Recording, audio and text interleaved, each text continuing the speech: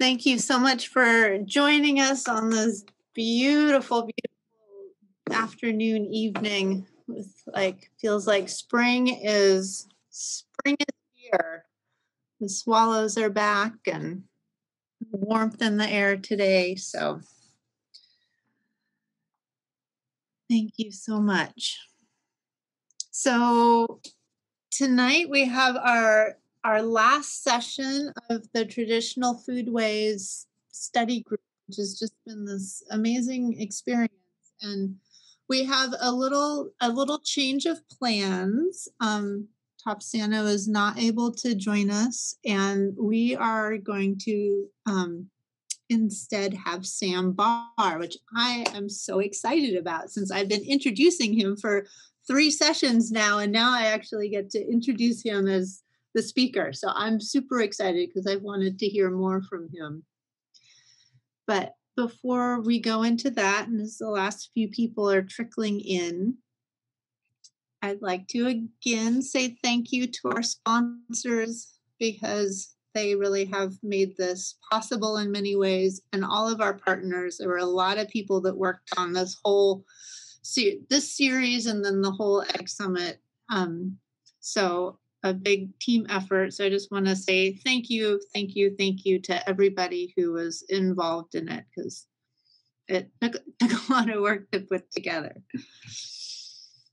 And actually, on that note, before I want to give a big thank you to Kate, because Kate has been putting in countless hours on the whole summit. And so I just want to give some twinkle fingers to Kate, because she deserves twinkle fingers and toes. So I know we're all old hands at this point, but stay on mute, use the chat for questions, and this will be recorded. And just a reminder that since this is our last session, the recordings are going to be available for 30 days. So if you need to catch up on something, don't put it off too long, or they will disappear into wherever these things go to. And then the other thing I want to note is that you're going to receive a link to an evaluation of the study group at the end of the session. And so please, please, please take a moment to fill it out. I know in the past we've done different little bribes and stuff, which we can't do as well on Zoom. So we are just going to have to trust in your goodwill. And we really, really want your feedback, and we utilize it. And so we pore over it and make decisions for next year from it. So please do take that time. And as we go into our last session, our community commitments to actively listen and honor the experiences of others, create a space for learning and growing. You speak easily, listen more. You tend to listen more, maybe ask a question, and just bring out the hope that even beyond this session, we will have grace with each other, and we will acknowledge mistakes and commit to change.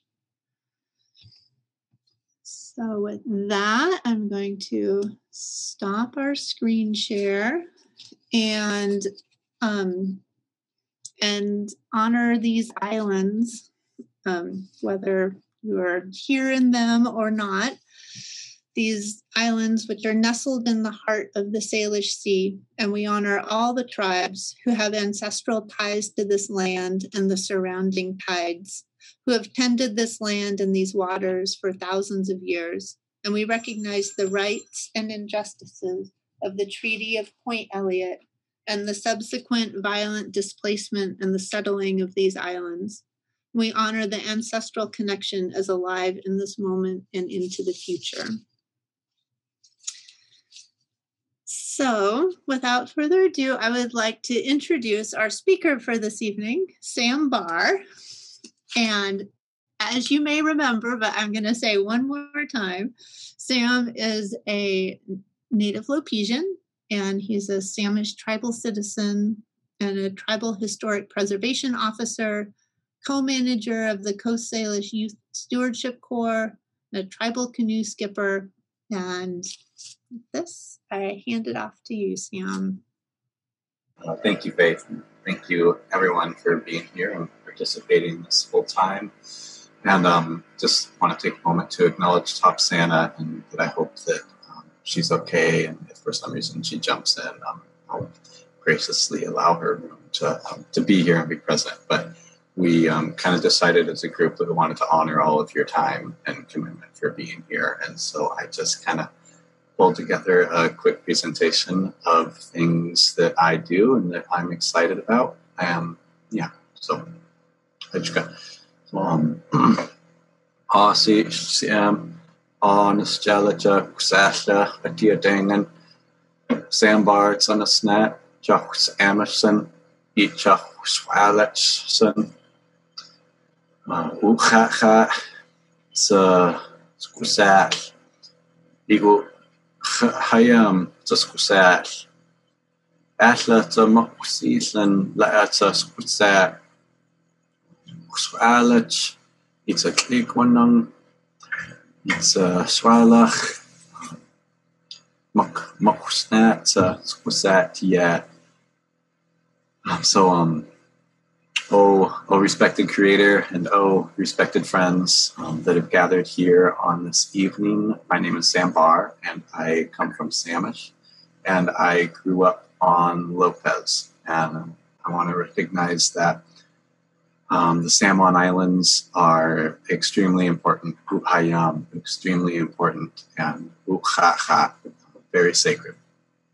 And that those islands contain all of the foods, makusishan, all the food. And it's really a special place, and these islands are really, really very unique. I think that and days past, people have always known that, and even today in the summer, I think people tend to recognize that, even how special the islands are. And I guess I will share my screen and get into the presentation.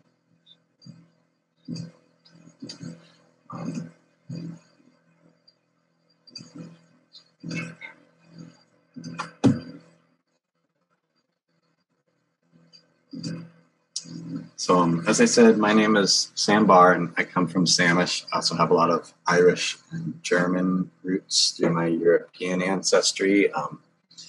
My last name Barr comes from Irish roots. O-Bar is what it used to be until they came to America. There's still quite a few bars that are in the islands, and I didn't make it very far away. I live on Guimas Island now, Kongkongela. And I'm also related to the Koffelts, which are in the islands. Some of you may be familiar with Koffelt Farm. That's also part of my lineage. And the Varricks, one of the first homesteads on Orcas Island, right there at Doe Bay. So I have a lot of history there in the Samoans on my indigenous side. It goes back some time. And on my European side, it goes back as far as European history goes there, being one of the first settlers who took a Samish bride, actually, there on Orcas.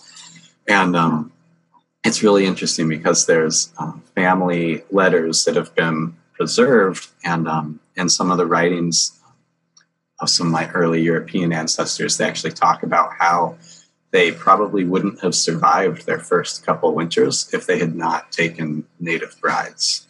The first wave of settlers, it's kind of understood that they really married in to the tribal culture. And Coast Salish culture had a practice of making neighbors out of strangers through these intermarriages. It was a common practice for noble-born men and women, boys and girls, to basically have arranged marriages where they would get married off to the neighboring tribes in order to keep peace. And so when settlers first started showing up here, there were a lot of young Native women. And when I say young, I mean like 14 to 17.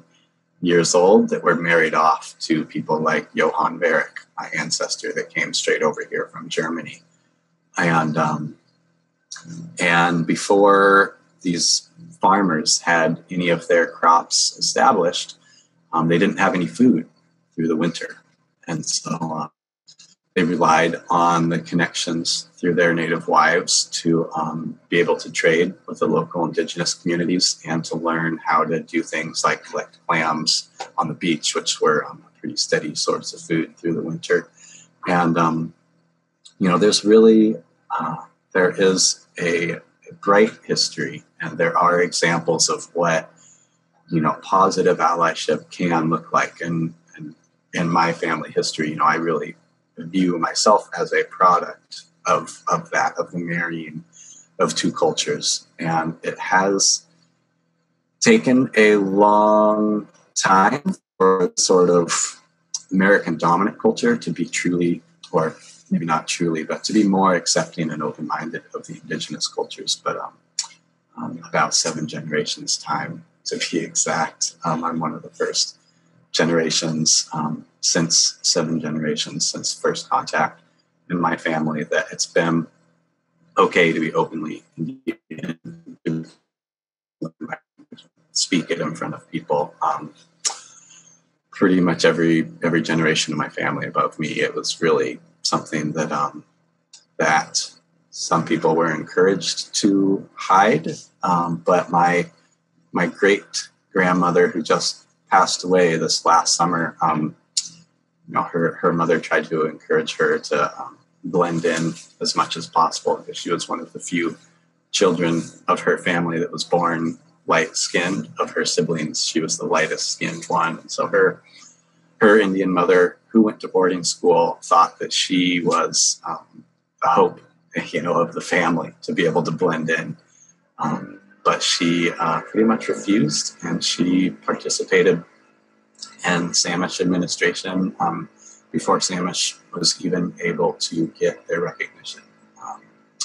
So they used to have to pay to keep their offices running before they could get any help from the federal government or anything. So that's just a little bit of history about me. I did grow up on Lopez Island all through my youth until I graduated high school. And, some of you may be aware there's not a whole lot of Native representation in the islands. I've seen a lot of changes in the last few years, people really wanting to make that space. It's a huge step forward. And you also have generations of tribal folks who are feeling ready to start that process as well. Patty and Andrew Govan spoke on that really, really beautifully, about Patty's history with the islands. And it's really true that it's taken people from the Native communities time to feel ready to do that also. And it's great to see people on the islands so welcoming as well. And but growing up on Lopez, my main connection to my tribal heritage was through Canoe Journey, an annual 3 to 4 week canoe traveling adventure where tribes from all over the state and now from all over the country gather together, and we all travel to one location and camp out along the way. And I used to work for my tribe, Samish, in the Department of Natural Resources, and that was really wonderful. I really got to spend a lot more time with my Auntie Rosie. And now I'm currently a THPO, a Tribal Historic Preservation Officer at the Stillaguamish Tribe of Indians, so just a little ways away. And for those of you who don't know, a Tribal Historic Preservation Officer basically tries to protect cultural heritage sites. So all throughout the San Juan Islands, there's a lot of archaeology, like a lot. Pretty much all throughout Coast Salish territory, there is archaeology. Whether you can see it or not, there's traces of the ancestors pretty much everywhere. It's just a matter of whether you can see it or whether you can find it or whether you can recognize it. But I want to take some time later in the presentation to get back to cultural resource protection is what they call it. Protecting archaeology and protecting the traces of my ancestors that come from this place. So the San Juan Islands are really particularly special, and one of the reasons that they have been such a hotspot of activity for millennia, since time immemorial, since as far back as there is history that can be told. And when I say history that can be told, there are legends in Coast Salish culture. You've heard some of them or parts of them throughout this series. That there are legends that literally describe like tectonic movement and that describe the changing of the landscape post-glaciation as the plants start to take place. And there are legends that describe the evolutions of the plants and the animals as everything was changing throughout this territory. And it's really I think it's a beautiful thing. I like to kind of nerd out on that, like finding these core messages or these real kind of scientific messages that are encoded in these stories. If people would just listen to them and believe them. Not necessarily that these legends have to be validated through geologic history or anything, but I think it adds to the beauty and it adds to the credit of how much our people understood the landscape. So since time immemorial, these islands have had a population that's always doubled or tripled in the summertime. If you think about the islands as being kind of in the center of a wheel, it's kind of like the wheel hub, and then all around is the tire of the wheel, and there are tribes all around. And in the summertime, everyone would travel to the islands to participate in the gathering and harvesting of a bunch of different winter stock foods. So foods that you could stock up on in mass and that you could actually be able to preserve using traditional methods to be able to feed entire villages of people throughout the whole winter, which was, that was the whole name of the game, was being able to survive winter. Kind of a fun, not so fun, but just morbid fact is that a baby would not actually receive a name until they made it through their first winter. And that's because winters were so challenging. They were so hard to make it through.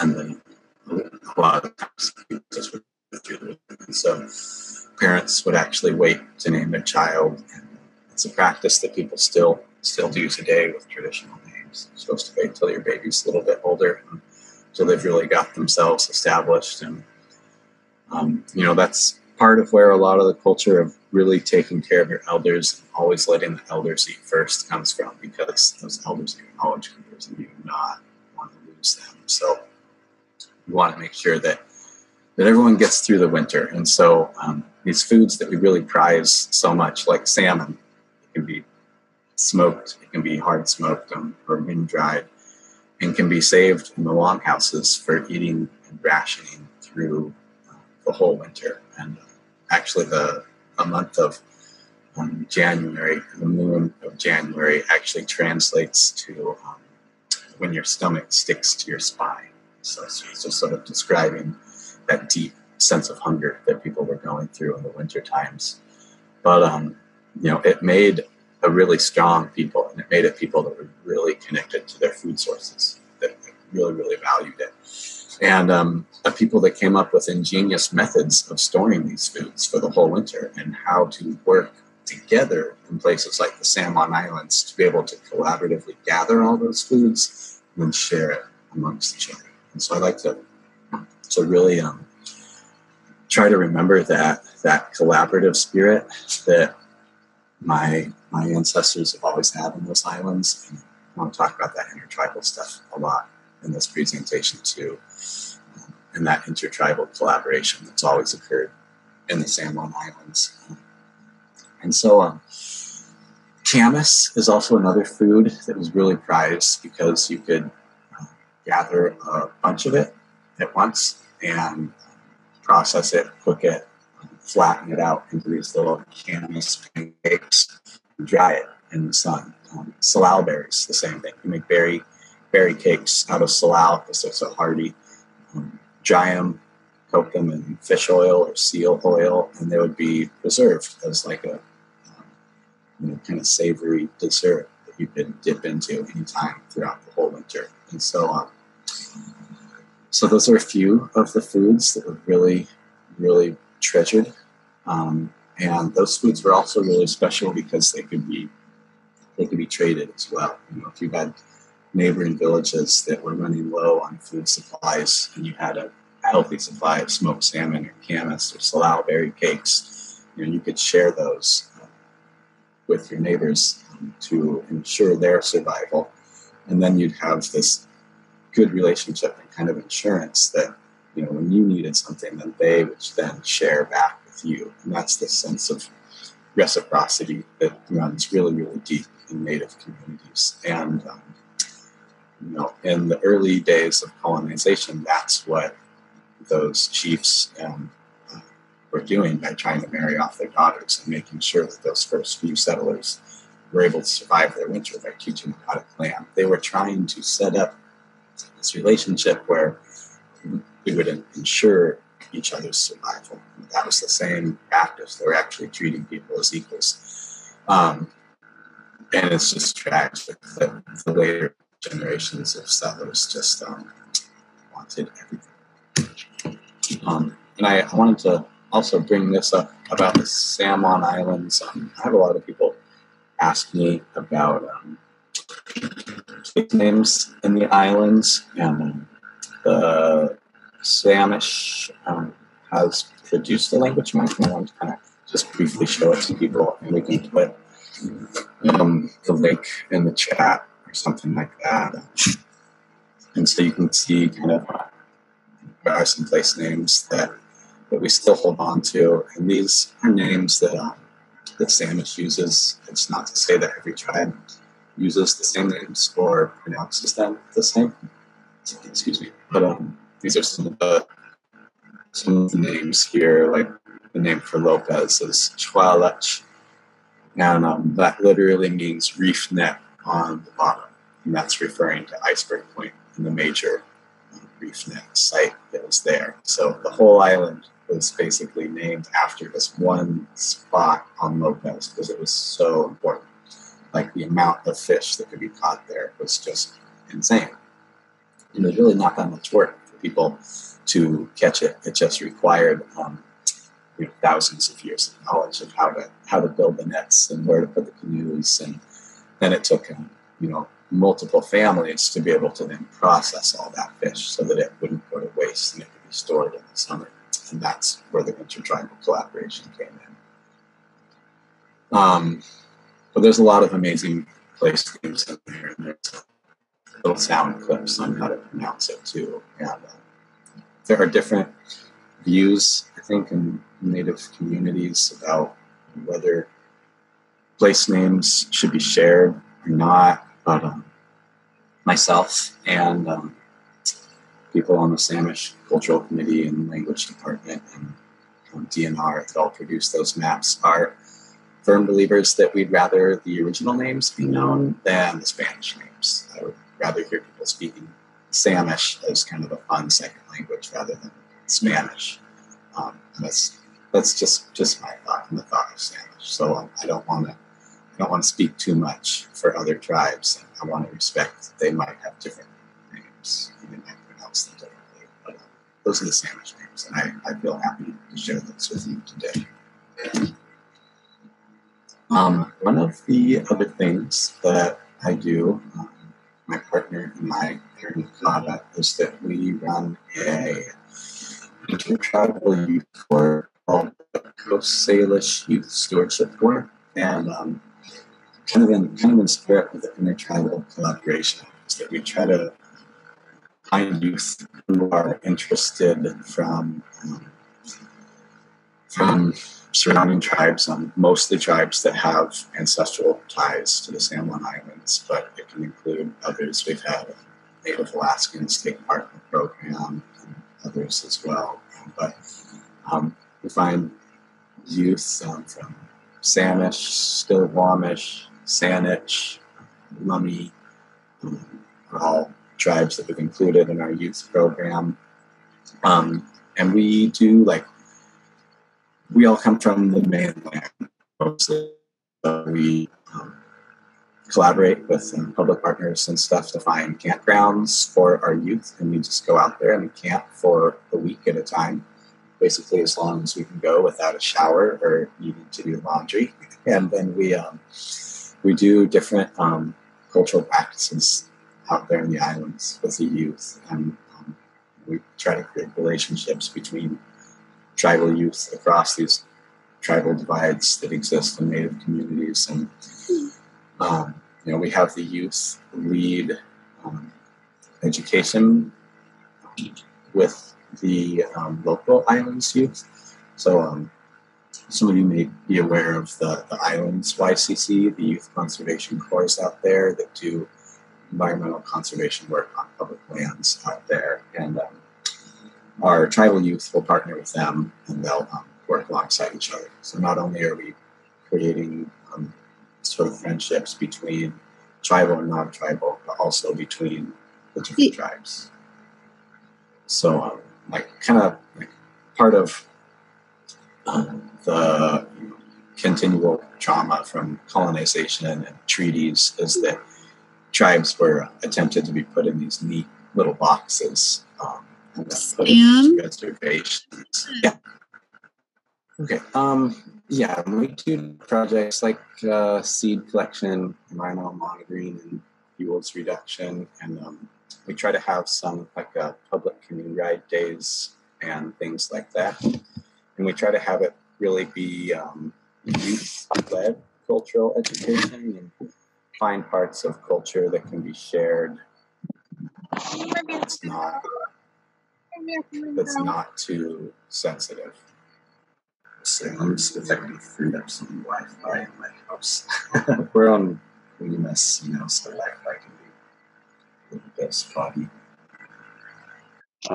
So the mini journeys are another thing that we try to do to really have visual cultural practice, and we try to really invite the community to those. And a couple years ago, we went to Orkyla, Camp Orkyla on Orcas, and we were able to bring elders from across the way from Saanich, and they hadn't been there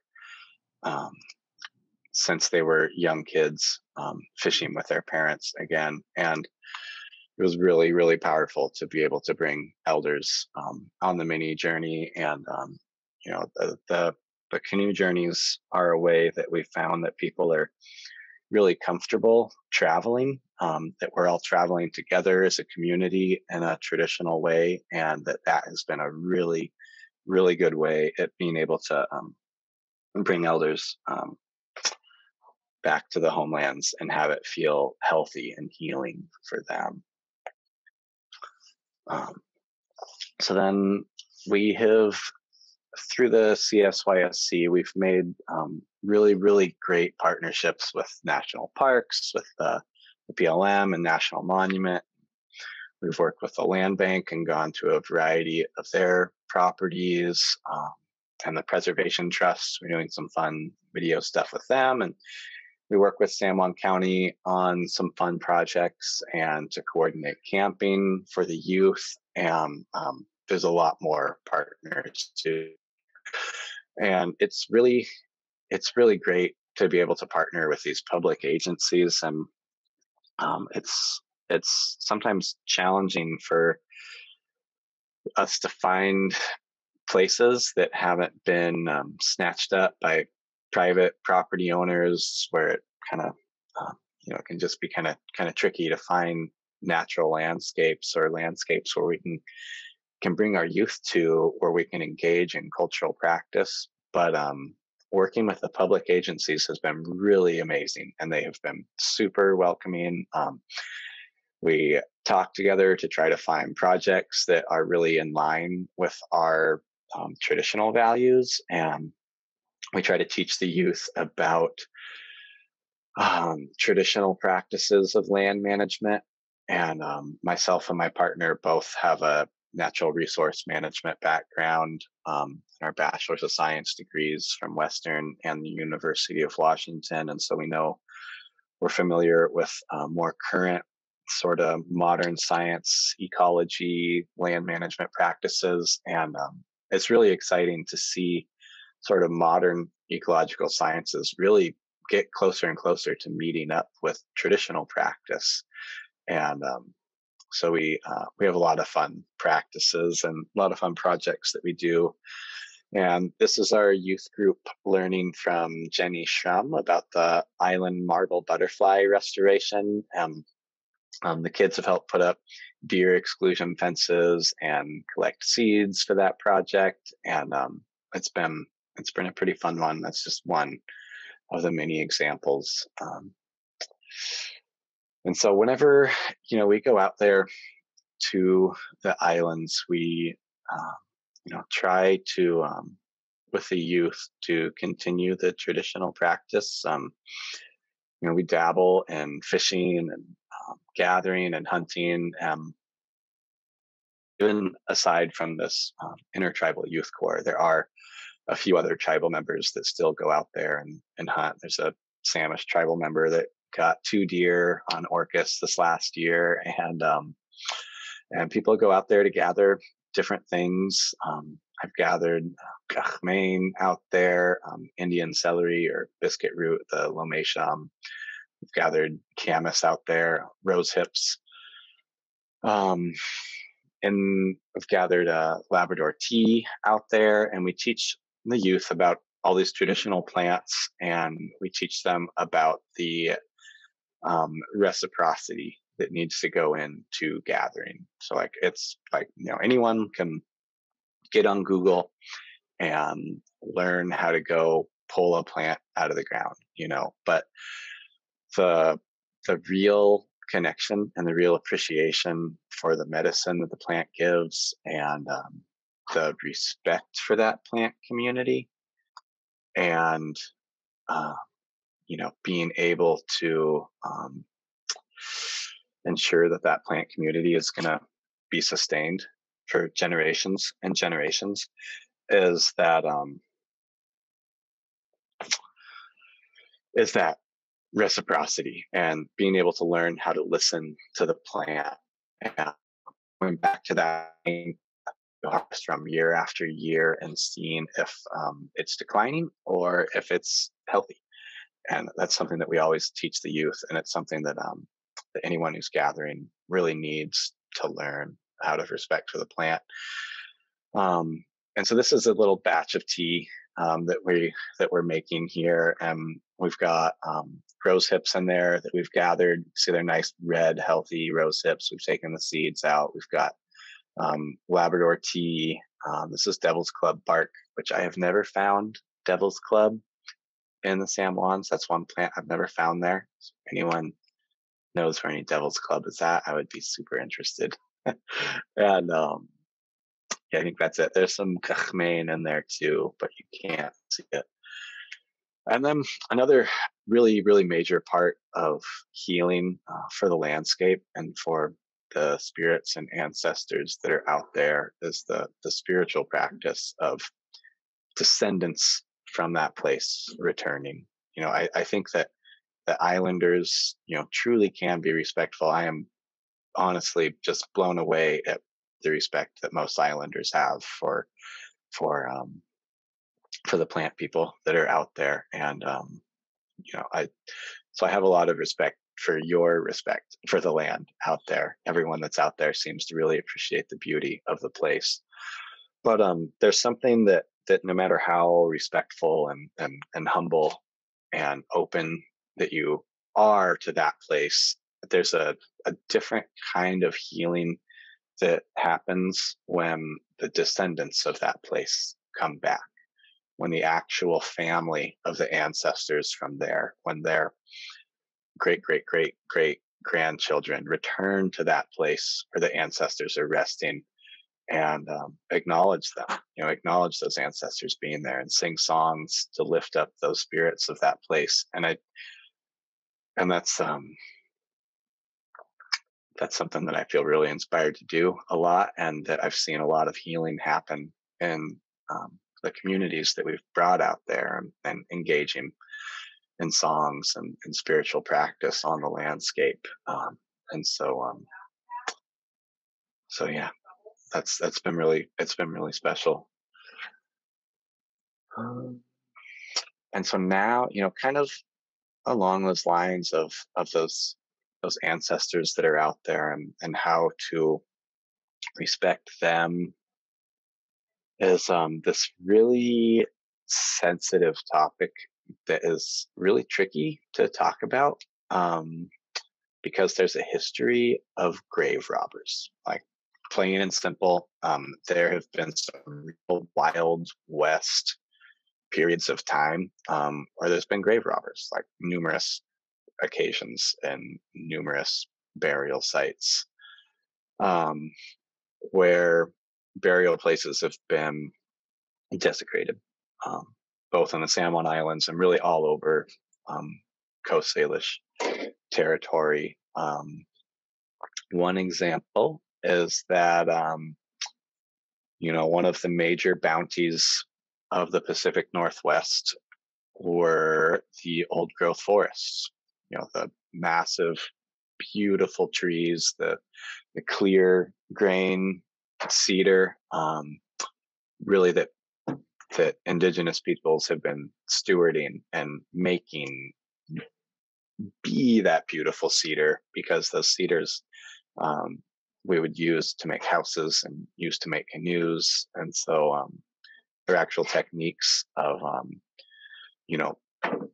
multiple generations of families learning how to steward a single tree or a grove of trees for hundreds of years, knowing that eventually that's going to pay off to be able to make a house. And a lot of people don't realize that a lot of times these old growth forests were actually burial sites, and that people would sometimes there was a burial practice where people would be buried in the trees, and be the ancestral remains would be put up in those old growth trees to be protected.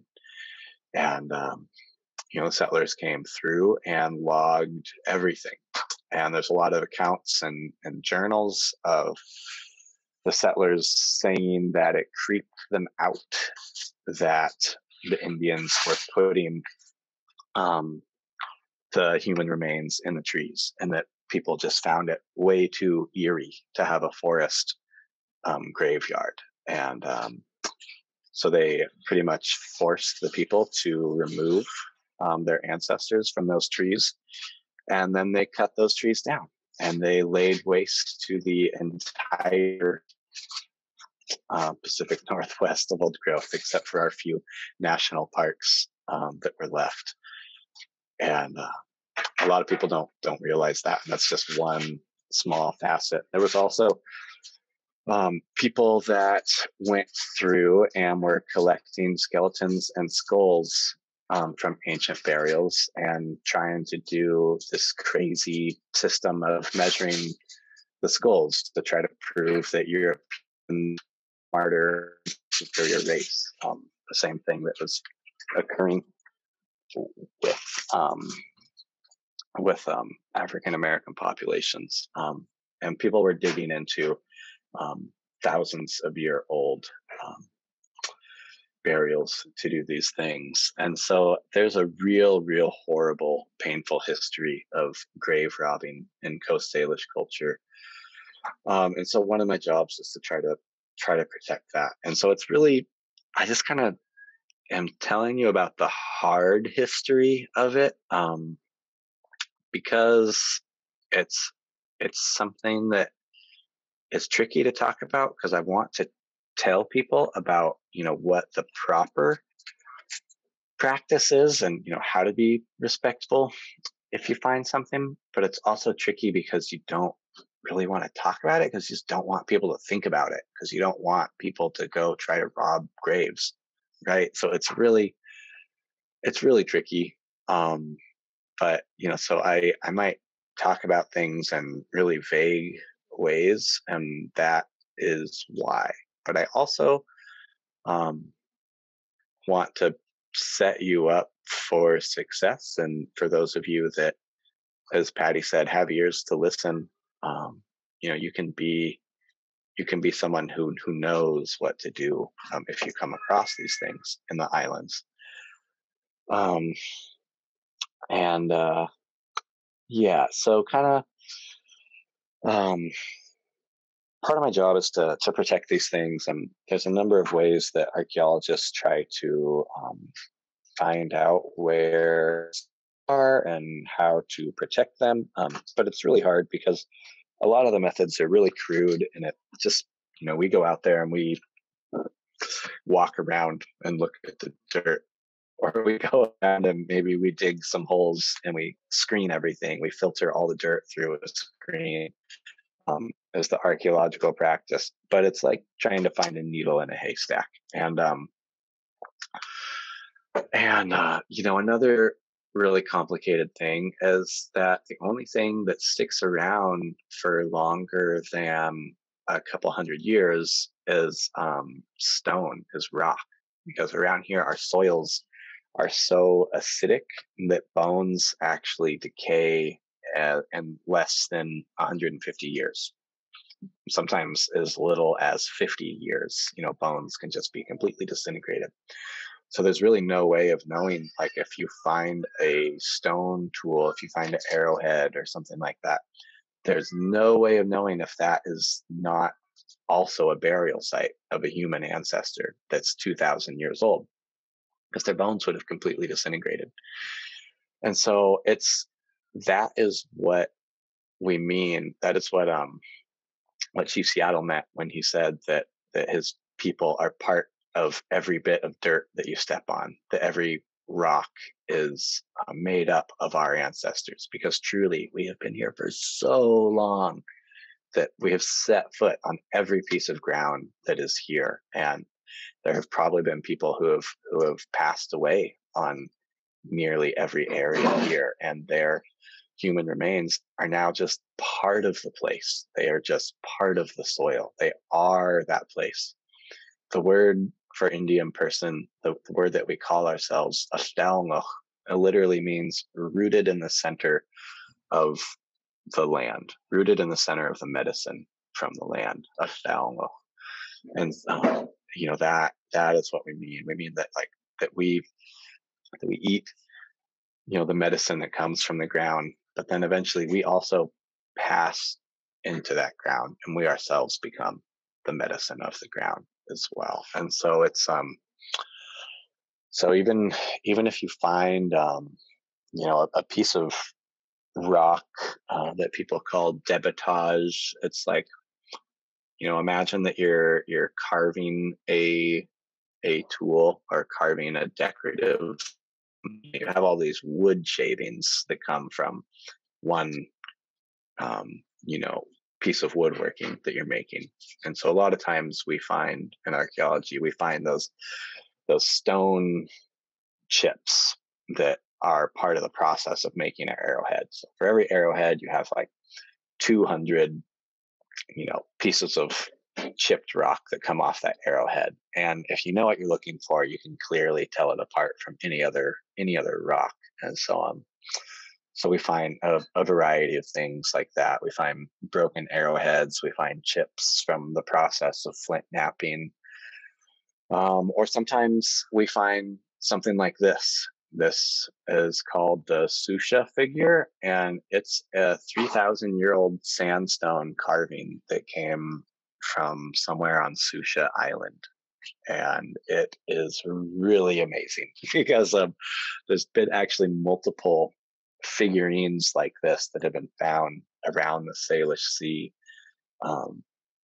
that are very similar to this. And what's really cool about this is that you see on each side of the maiden's head are these four holes that have been drilled into the sandstone, part of some headdress that she's wearing. And even today, our people recognize the sacred fours, the four seasons, the four grandparents that lead to your life, and the four corners of the longhouse, and the four cardinal directions. The four is a very sacred number to our people, and so it's amazing that I hear these things from my Auntie Rosie all the time.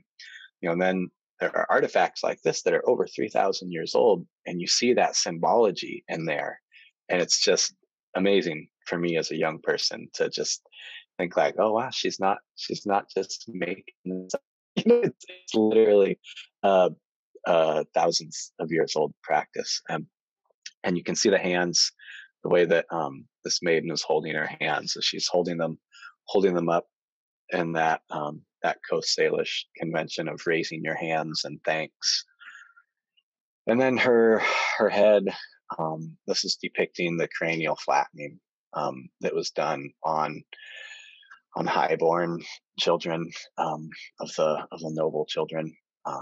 And so it's there's so much inspiration and appreciation for culture that is in these artifacts that that a lot of times just rely on people's goodwill to bring them forward to a place where tribal peoples can reconnect with them, instead of continuing the practice of grave robbing and hoarding them for themselves.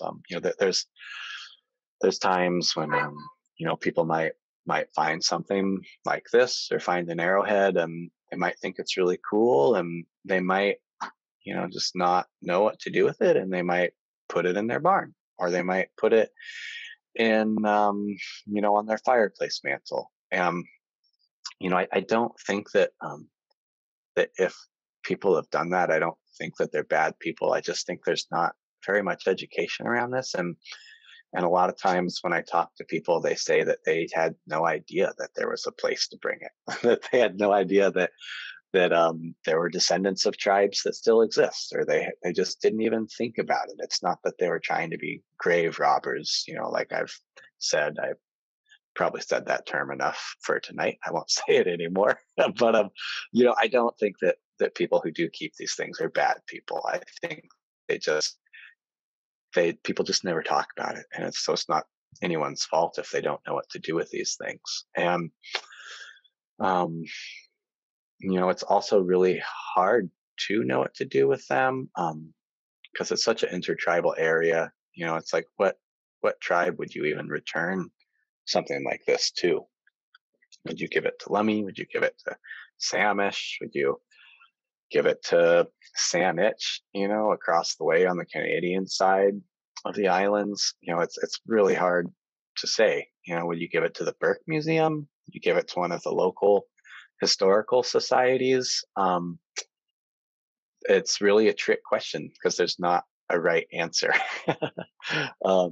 I really like the way that Andrew Govan described it, is that you can kind of give it to anyone, but a lot of times it might just come down to a personal relationship. A lot of times there might be some person in your life that may have been talking about it, and you might think, oh, like, I don't know, you might feel called about where to return that ancestral object that makes sense to you. I think that people should feel empowered to receive messages from those ancestral objects as to where they belong. And sometimes the answer might even be that object belongs on the property. There's a lot of people in Native communities too that think that artifacts should be reburied. They should be put right back in the ground where they came from. But that's a hard one, because you don't know how long they'll stay in the ground. The San Juan Islands are being developed like crazy. I'm sure you're all aware. There's a lot of development that's happening there, and it doesn't seem to be slowing down. But I also want people to know, that, if you do find an artifact on your private property, technically you don't have to do anything with it. No tribe has the right to take that away from you. If you happened upon it by chance, if you happen to find that artifact, technically, in the eyes of the state, it belongs to you. It's your private property. Now, if you discover that it is a real archaeological site, like there's multiple artifacts, you're not allowed to knowingly continue to disturb that site. So you're supposed to report it and then get a permit to disturb the site. And then even if an archaeological site is found, that doesn't actually stop development. People call it mitigation. You can pay to have an archaeologist come in, learn everything they can about the site. They then transfer any artifacts to maybe a tribe or maybe a museum, remove everything from the site, and then you can continue your development project. So it's kind of the regulations are not super easy to understand, but and there's definitely a debate to be had about where the ethics really lie in the issue. But basically, if you find an object, no one's going to try to take it from you, and I don't want people to think that they should be afraid to report finding artifacts. One's going to try and take it from you. And in my view, I would rather know about where things are and allow you to keep them if you want. But it's helpful for us to understand our history, because so much of the history has been lost. It's really helpful to know, what kinds of activities were going on where. And these traces of our ancestors in archaeology help historic preservation officers like myself. It helps us to better understand our ancestors and what was happening on that land. And so there's actually like a few people in the San Juan Islands that I'm friends with, and they'll tell me like, well, I just found this, or I found this big piece of obsidian, or I found, this or that. And, we have our own internal database, and I just mark that on the map as something that I think is interesting. And that's really all that happens. And then if that person wanted to go a step further and try to return it to a tribe, they're welcome to. Or if they, we also get a lot of people that want to hold on to things because they feel connected to them because they found them, which I completely respect. And maybe they'll write something in their will, especially elderly folks will write something in their will to their grandkids or something that when I pass, I want these artifacts to be returned to the tribe, or when I pass, I want these artifacts to be buried in such and such place. So I guess the moral of that story about what to do if you find something is that you can reach out to someone like me, and I would be happy to have a very open conversation with no judgment about what you want to do with it. I would just be honored that you are being inclusive of tribes, and I can help guide you through that process. And because there's a lot of different options. There's a lot of different options about what to do. The thing that is really especially pertains to farms as part of the agricultural summit is that there's not a whole lot of soil in the islands, right? And there was no steel or like digging implements that were really strong. And so back in the day, like you don't find artifacts very deep in the soil. You tend to find them like really close to the surface in the top 6 inches, or as we often call it, the plow zone. And so like a lot of artifacts turn up in farm fields just from being tilled. You'll have people gardening out there and they just find a ton of arrowheads in certain places. And it's just because most of those artifacts are just in those top 6 inches of soil. A lot of times they're near water sources, and that's where farms are. That's where all the farming activity is now. So it's just something that I think that people don't think about very often. But there are a lot of different things that you could do with things that you find. Just wanted to give you a little bit of a primer on that. Open the door for it, because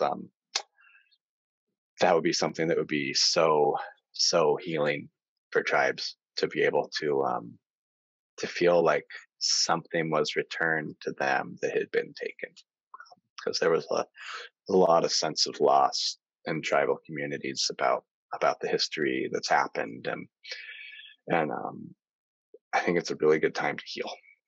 It's a really good time to heal. And again, kind of along those lines, there's these movements for land back and for land acknowledgements. And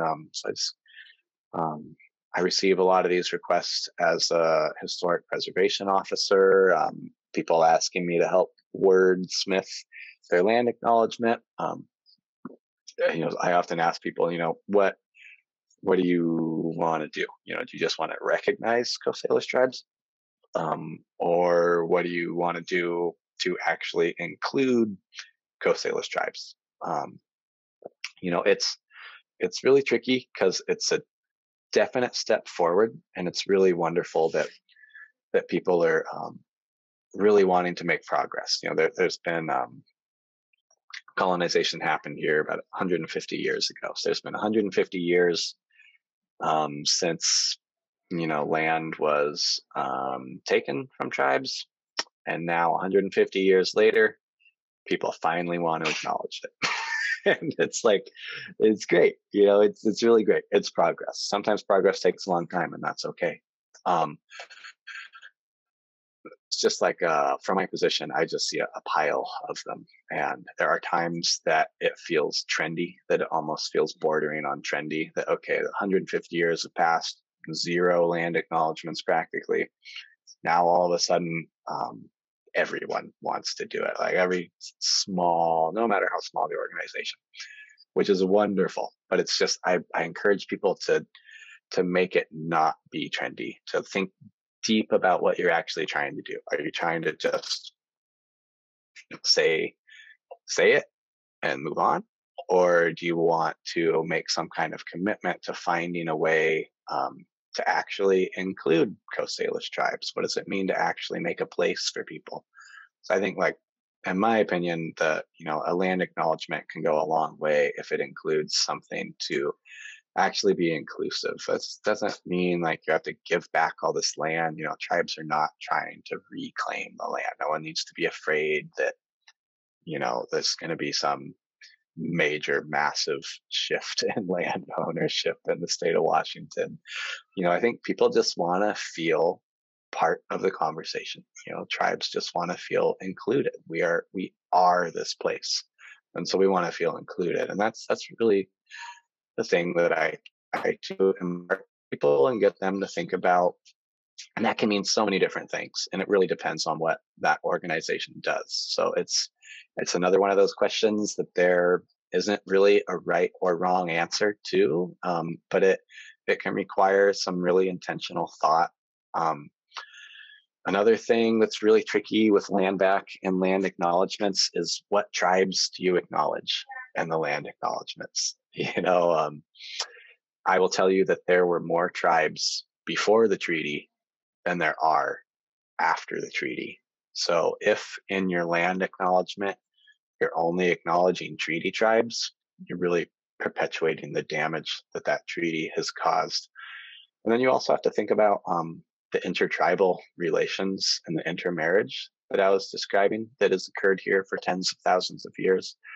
And remember that there were people that were crossing the Cascades even. So there are people from the east side of the mountains, and Yakima, and people from as far south as the Columbia River that were marrying in to Coast Salish territories, and they helped shape this place too. And so, it's, and you can't really start naming a huge list of tribes and land acknowledgements and try to acknowledge, all these faraway tribes and stuff like that. So I try to tell people to not name any contemporary tribal names. And that's just my personal view.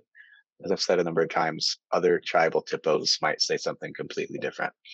But I think it's most respectful to the ancestors that were not included on the treaty, to be included as well by just generally saying that you acknowledge all of the indigenous peoples who come from this land.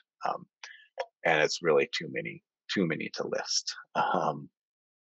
And then it gets really tricky too in giving land to tribes. I don't know the right answer to this either, but it's a really complicated situation. And that if you were to want to donate your land to a single tribe, it's a lot more tribes than just one that have a history here. And so it's hard to say, whether all the people would be included in that. I think it's better than it not belonging to any tribe. But I just think it's worth some thought as to finding a way to make land back movements be intertribal, because it's a truly very deeply intertribal place here. And I think in the spirit of inclusivity, which is what most of these land back and land acknowledgements are inspired by, I think it's best to try to think about that. And so those have been some of my opinions on respectful allyship. That really includes gathering practices, really being respectful to those plant peoples. If you're gathering plants and traditional medicines, is take the time to learn how to be in a relationship with the plants and be reciprocal. Also trying to find a way to dance around intertribal inclusivity, how to be acknowledging of all the tribes. And that was part of what this map was here, is just to show you, so the large red things are kind of organized by language, and then you have all these little tribes inside these language groups.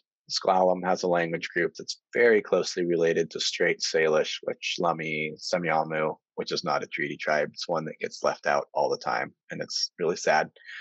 Samish, Saanich, these are all speakers of Northern Straits, or the Kwangenen is the name for it.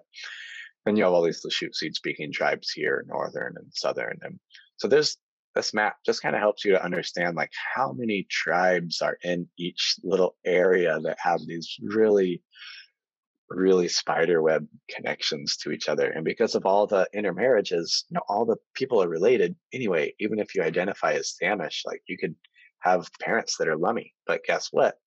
The federal law only allows you to register with one tribe. So if you have a parent from Lummi and you have a parent from Swinomish or Samish, you can't claim both of those tribes. The federal government forces you to choose which parent you want to become a tribal member of. And so that's just another way that the treaties just further divide tribes into thinking that there's divides between us, but there's really not. We're really all related.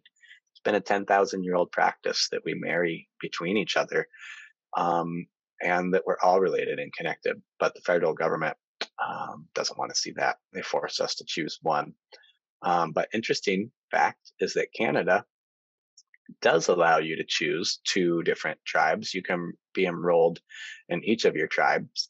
And so there's actually a lot of dual enrolled Saanich and Samish tribal members. So if you are a Saanich tribe, you can also enroll in Samish on this side. So it's really kind of interesting.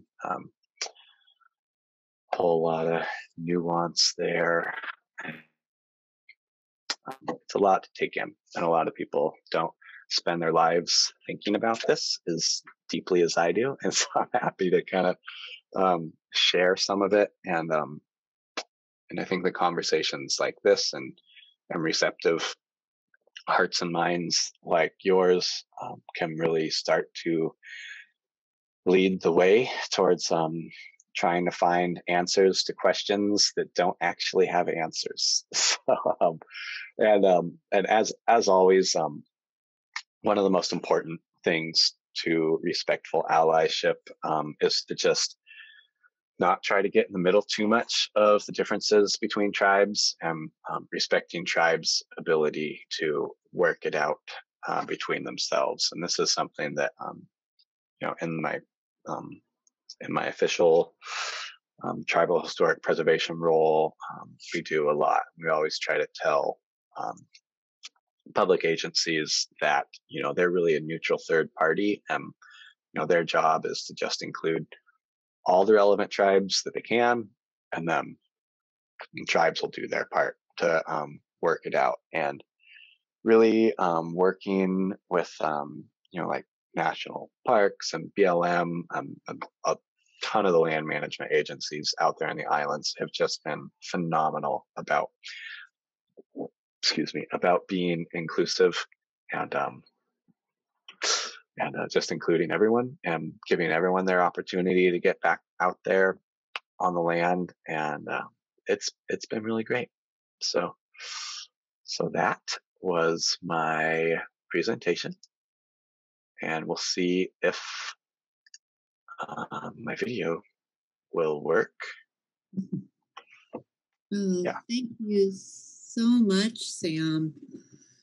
It's really, really amazing to have your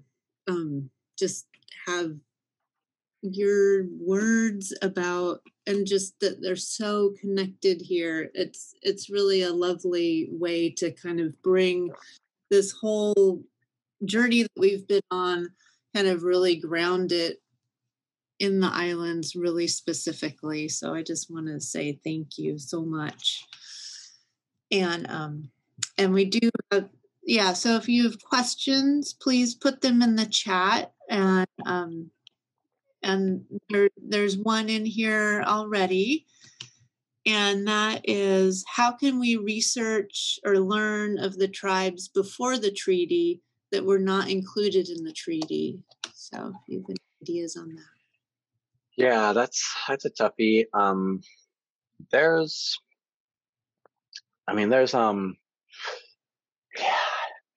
a few out there, like the Mitchell Bay Band is one in the San Juan Islands that really kind of consider themselves their own unique group of tribes.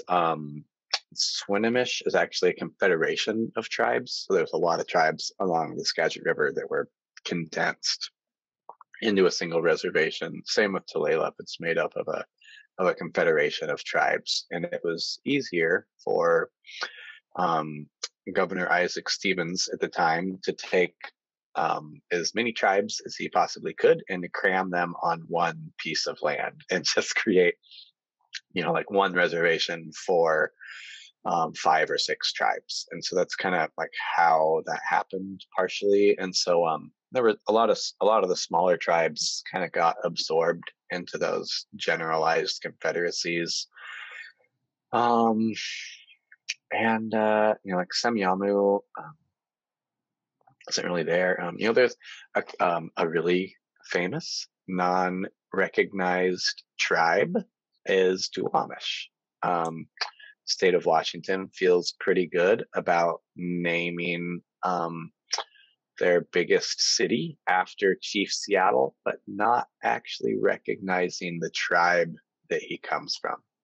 Duwamish is still in litigation fighting with every bit of donation money that they can to get federal recognition. And it's just crazy to me that we've named our state's most famous city after a chief that we don't even recognize his tribe, so his people can, not live in poverty. It's pretty terrible. But I don't know, it's really hard. There's a lot of really obscure books, and I just thought of some books to add to the reading list. So Indians of Skagit County is a interesting book that kind of talks about it. But it's really hard. The treaties have really erased those tribes' history, and it continues. So another question here, Sam. Can we make cultural rights on land similar to mineral rights? That the land can be owned by a private entity, but the cultural rights owned by tribes? Yeah, that's a really great question. I think there's a lot of different ways that could be expressed, even if it's just like a personal kind of, just like private relationship or something like that. And I think that on private land, that would be really easy to, just approach one of the local tribes or someone that that might have connections and see um, if something could be worked out. There have been some conversations with some public agencies about what that might look like too, because yeah, like you say, there are already like you can lease just certain portions of a piece of property, and that's a really great question that I think some people are starting to explore. Yeah.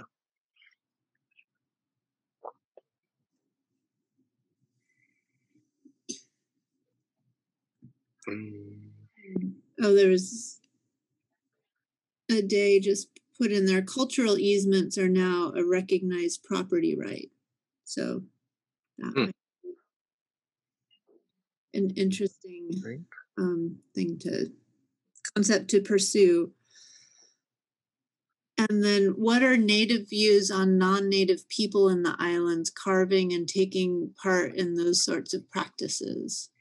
Yeah, that's a real tricky thing. I think it's great. I think it's great. I know a lot of non-native carvers that are really great carvers, and they're really great people, and I love hanging out with them. They have a lot of things to teach me. I have some things to teach them. But I think if someone's dedicated to it and they work hard, I mean, if you want to compete with them, you can just work hard too. I think I don't know. It depends. There's a lot of different views on that. My carving mentors, though, I guess I've just been blessed with having really open-minded and welcoming carving mentors who have just kind of, some people say that the spirit doesn't see color, or the spirit, doesn't recognize color. And if someone has the spirit to carve, then they have the spirit to carve.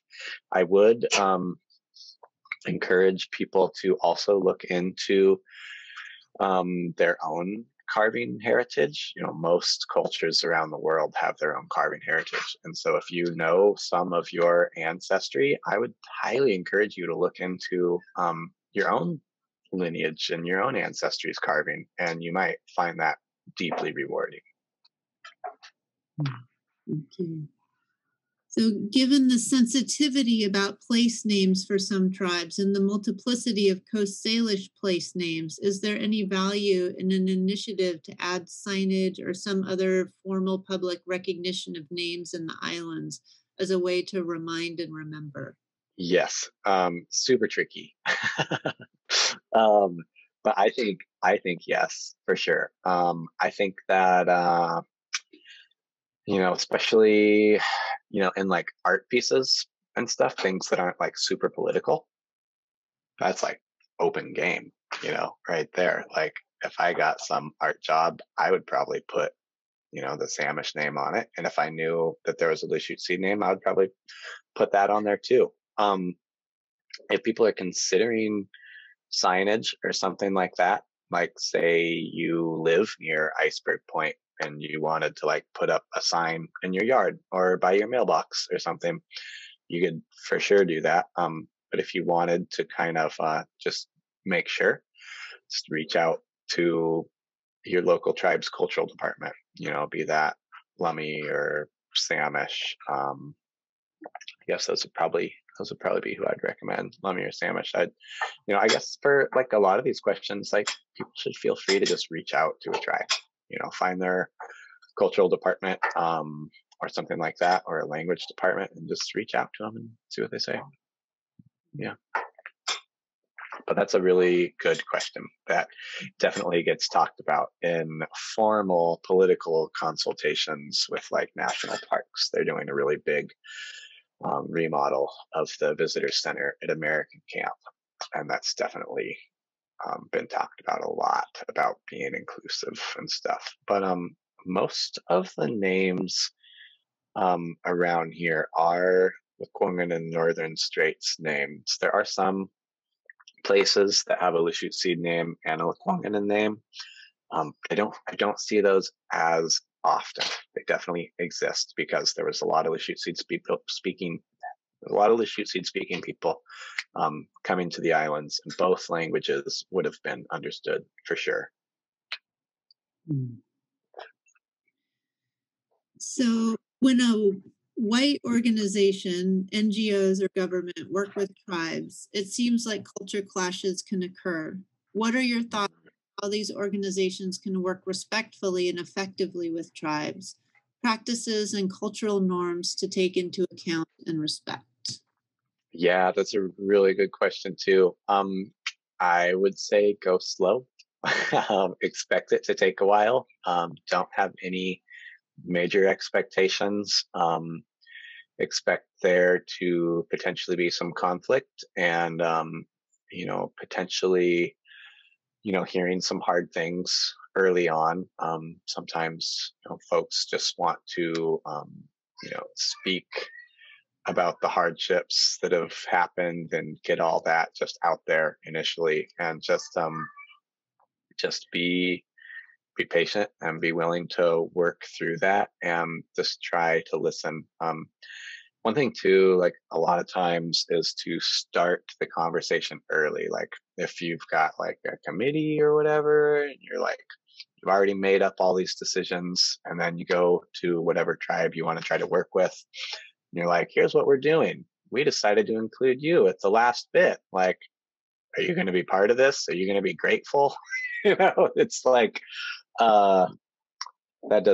that's not good for anyone, so just like before decisions get made, really start that conversation early. Expect it to be a conversation. It's going to take a while. It's really sad that right now, like, we can't gather and share food together, but that is always a plus. So can you clear up whether or not Indian is an appropriate term to use? Or is some use native, indigenous, tribal member, etc.? My Auntie Rosie says that, her dad and granddad were called Indians, and that was good enough for them. So it's good enough for her.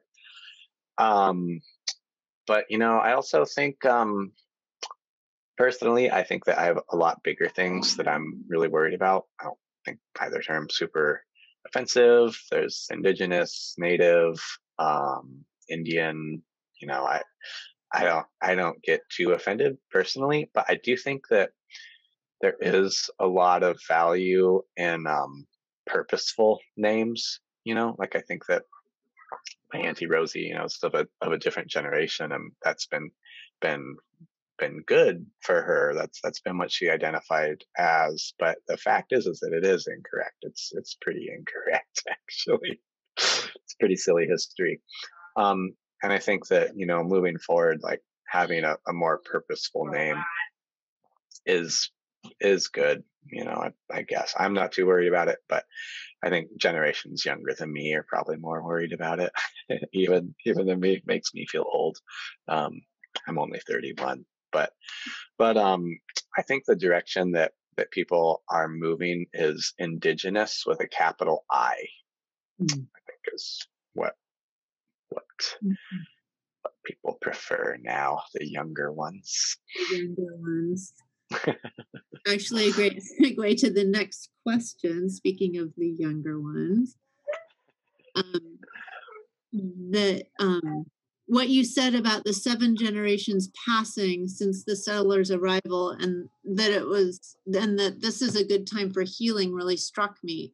When you imagine generations into the future, what do you see or hope for in terms of indigenous and settler neighbors being on together? Mm-hmm.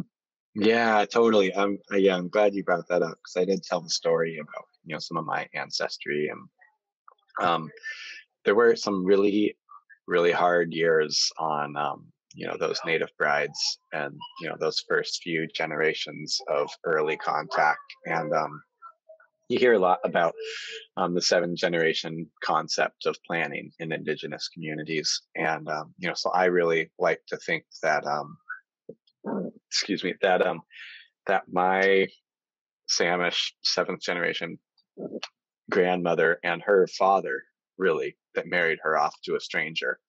Like, I'm the 7th generation descended from that just blind leap of faith of sending his daughter away. And so, the sacrifices that they made were really for this generation. And like, that's 7 generations. Like, that's the sacrifices that they were making for the generation now. And we are in a completely different place that is much better than the initial contact times, for sure. And so yeah, it's crazy. I do feel really, really grateful for that. They did make a lot of sacrifices, but it did pan out to be a way that our people could survive and still hold on to culture.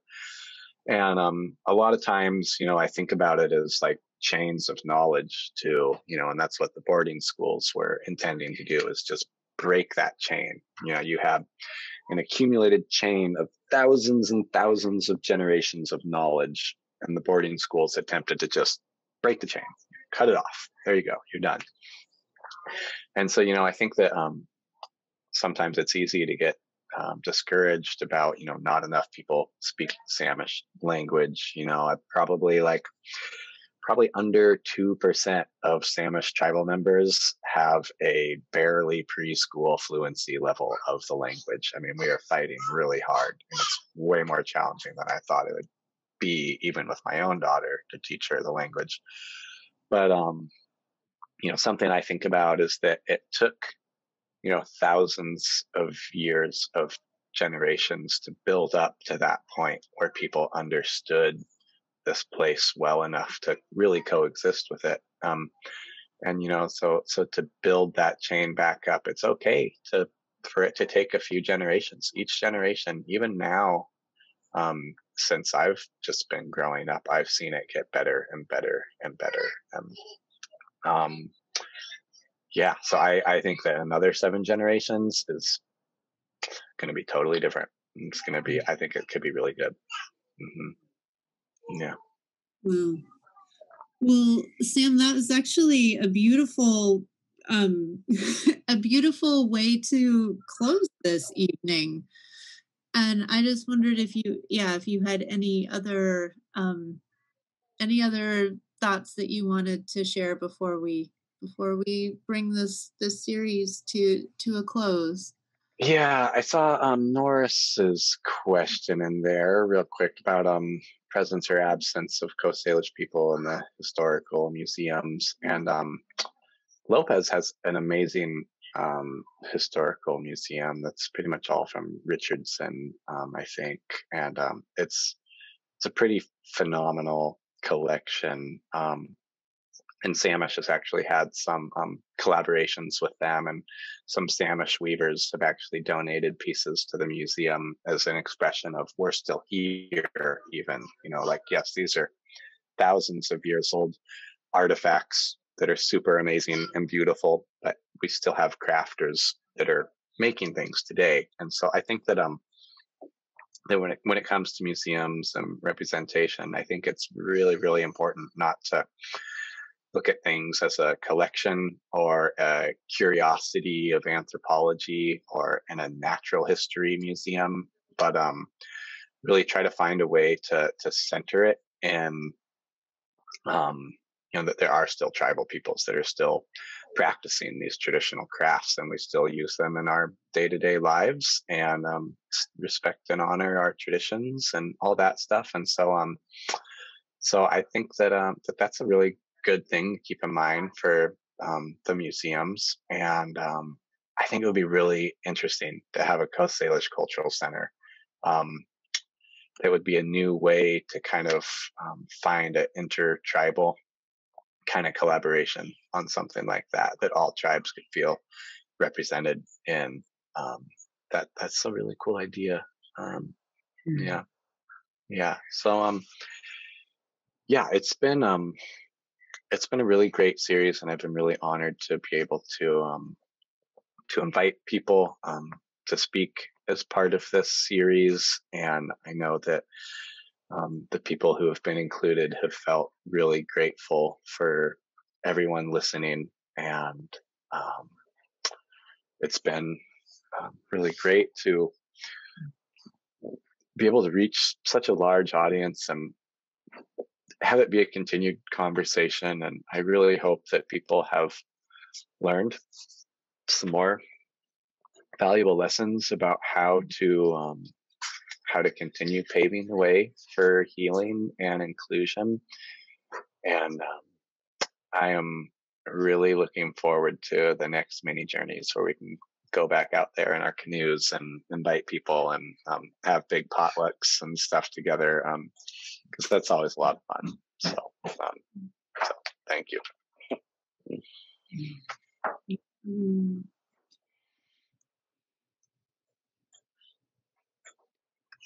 Yeah, and thank you everyone for showing up and being a part of this journey and this conversation. And yeah, and I just welcome its reverberation through our community and through the summer out into the future. So yeah, may this be a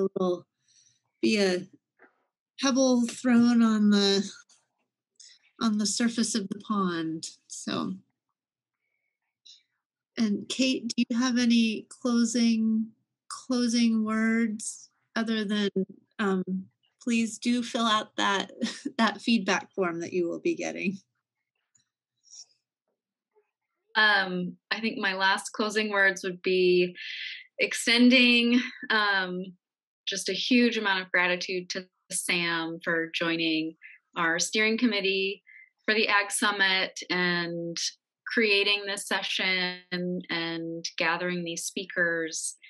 And I know I feel so grateful to also hear Sam speak today. This was a really, really special session. Thank you. Thank you so much. And I will put the link for the eval in the chat one more time. I'll also include it in a follow-up email with the recording.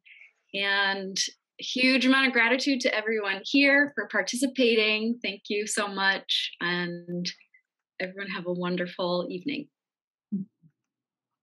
So long. Goodbye.